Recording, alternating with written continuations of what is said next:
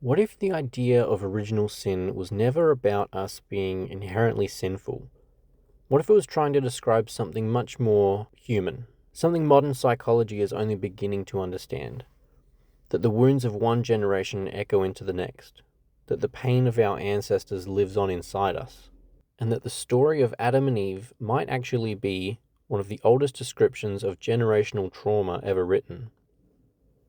In the biblical story, humanity begins in a garden, a place of peace, a place of harmony, where man walked with God, a place where nothing is broken. But then something happens. Adam and Eve eat the fruit from the tree of knowledge of good and evil, and suddenly the world changes. They feel shame, they feel afraid, they hide, the ground becomes cursed, pain enters the human story. Traditionally, this moment is interpreted as the moment humanity became sinful. But what if the story is describing something deeper? Not just moral failure, but the birth of suffering that passes through generations. Today, psychologists speak about generational trauma, the idea that the effects of trauma don't stop with the person who experiences it. They ripple outward. Parents pass anxiety to children. Fear shapes behavior. Patterns repeat in families without anyone fully understanding why. Trauma expert Mark Wolynn describes it like this. The trauma you carry may not even be yours. It may belong to someone who came before you. The interesting thing is ancient cultures seemed to understand this long before modern science. In the Hebrew scriptures, there's an uncomfortable phrase. God says the consequences of sin can visit the third and fourth generation. For centuries, this line sounded cruel or unjust. Why should children suffer for the mistakes of their parents? But read it through the lens of psychology, and it begins to sound less like punishment and more like observation. Because we know now that trauma does move through generations, not as divine punishment, but through patterns of behavior, belief, fear, and even biology. Modern research suggests that mental trauma can even influence gene expression, stress responses, fear responses, even the way our nervous systems react to danger.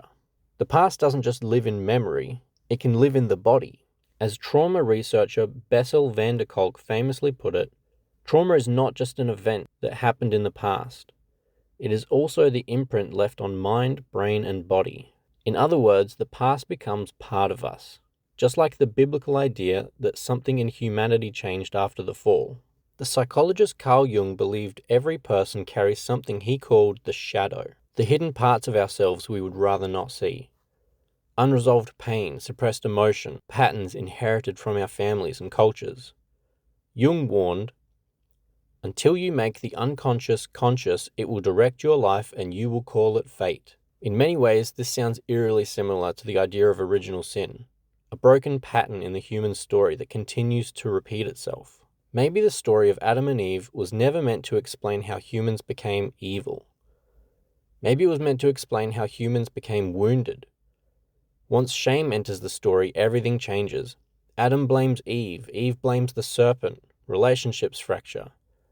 And this pattern has repeated itself ever since. Blame, fear, violence, disconnection. A chain reaction passed from parent to child for thousands of years. The Bible teaches that humanity is broken in a fallen state. It also teaches that healing is possible. The prophets spoke about restoration, about turning hearts back again, about breaking cycles of destruction, and modern psychology says the same thing. Trauma is not predestination because awareness changes everything. The physician and author Gabor Mate explains trauma this way. Trauma is not what happens to you. It is what happens inside you as a result of what happened. Which means healing begins when we start to see the patterns clearly, when we stop blindly repeating them, when we face what previous generations couldn't. In that moment, the chain finally breaks.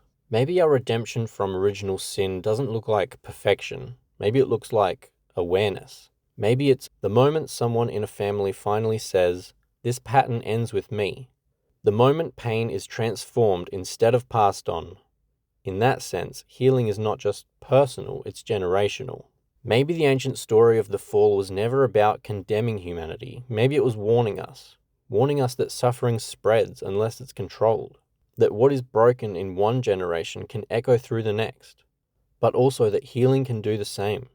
Because just as pain can be inherited, so can wisdom, so can compassion.